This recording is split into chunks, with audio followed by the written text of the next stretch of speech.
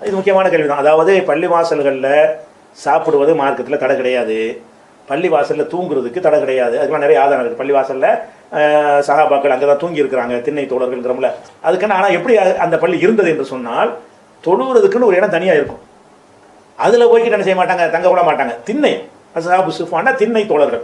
திண்ணைங்கிறது பள்ளியை சேர்ந்ததாக இருந்தாலும் அது வெளிப்பள்ளிங்கிறாங்க நம்ம ஊர் பாஷையில். உள்பள்ளி வெளிப்பள்ளிங்கிறாங்கல்ல, அந்த வெளிப்பள்ளி மாதிரியான தங்குறதுக்கு இடத்த ரசூல் ஸல்லல்லாஹு அலைஹி வஸல்லம் ஒதுக்கி வச்சிருந்தாங்க. அப்படி ரசூல் ஸல்லல்லாஹு அலைஹி வஸல்லம் செஞ்ச மாதிரி நம்ம செஞ்சா தான் இதெல்லாம் கொடுக்கணும். எது பள்ளிவாசலில் நீங்கள் தொழுவதற்கு உள்ள ஒதுக்கணும் ஒரு இடத்துக்குள்ள தொழுகைக்கு இடையூறாக இருக்கும் வகையில் விருந்து பரிமாறினீங்க என்று சொன்னால் அப்போ என்ன செய்ய முடியாது, தொழுவதற்கு கரைஞ்சலாக போயிடும். தொழுவதற்கு உள்ள இடம் இதுதான், இது தொழுவதற்கு இல்லாத வேற பர்பஸுக்குள்ள இடம்னு சொல்லி எந்த பள்ளியில் அந்த வாய்ப்பு இருக்கிறதோ, உதாரணமாக 2 ஃப்ளோர் இருக்கும், ஒரு ஃப்ளோர் பள்ளி தொழுவதற்குரியது, இன்னொரு ஃப்ளோர் மசூரா பண்ணுறது, நிர்வாகம் பண்ணுவது, கூடுவது, சாப்பிடுவது, கல்யாணம் பண்ணுவதுன்னு நீங்கள் ஒதுக்கி வச்சிருந்தீங்கன்னு சொன்னால் அப்படியான இடங்களில் நீங்கள் என்ன செய்யலாம், பள்ளிகளே சாப்பாடு கொடுப்பது தப்பு கிடையாது.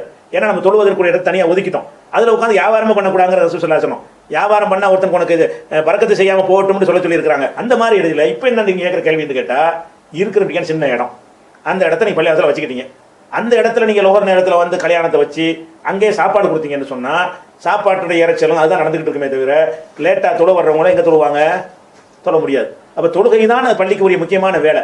அதை பாதிக்கிற விதமாக என்ன செய்யக்கூடாது, விருந்து பரிமாற்றம்லாம் செய்யக்கூடாது. நீங்கள் தனியாக கொஞ்சம் ஒரு பகுதி ஒதுக்கிடுங்க. பள்ளிக்கு இடமா சொந்த இடத்துல தங்குறது சாப்பிட்றதெல்லாம் கொடுக்கலாம். அது எப்படி கொடுக்கலாம் என்று கேட்டால், ரசூல்லா செஞ்ச மாதிரி என்ன செய்யணும், திண்ணையை ஒதுக்கி வச்ச மாதிரி நீங்கள் ஒரு பகுதி, இதுதான் இதுக்குள்ள தான் இந்த வேலை நடக்கும், இது உள்ள அதை விட மாட்டோம், இது உள்ள தொழுகை மட்டும்தான். தொழுக வர்றவனுக்கு அவனுக்கு அந்த உரிமையை கொடுக்காம நீங்க திங்கிறதுக்கு ஆக்கிரமிச்சு எல்லாம் தப்பா போயிரும்ல. தொழுக வர்றாள் நீ வேற நேரத்தில் தொழுதுக்க, வேற இடத்துல போய் தொழுதுன்னு விரட்டினீங்கன்னு சொன்னா அல்லாவுடைய பள்ளி அல்லாவுக்கு இல்லைன்னு ஆயிடுது. அப்படி வராத வகையில் செய்தால் தப்பு கிடையாது.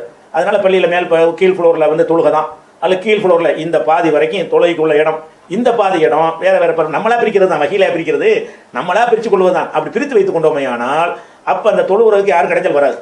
அதுக்குள்ள போகாது, அது தொழுவதற்குரிய இடம், அதில் கொண்டு விருந்தெல்லாம் வைக்காத, இதுதான் தொழுகைக்கு இல்லாத இடம். அப்படி பிரித்து கொண்டோமே ஆனால் அப்ப என்ன கிடையாது, அந்த விருந்து வைக்கிறது கொண்டதெல்லாம் தப்பே கிடையாது.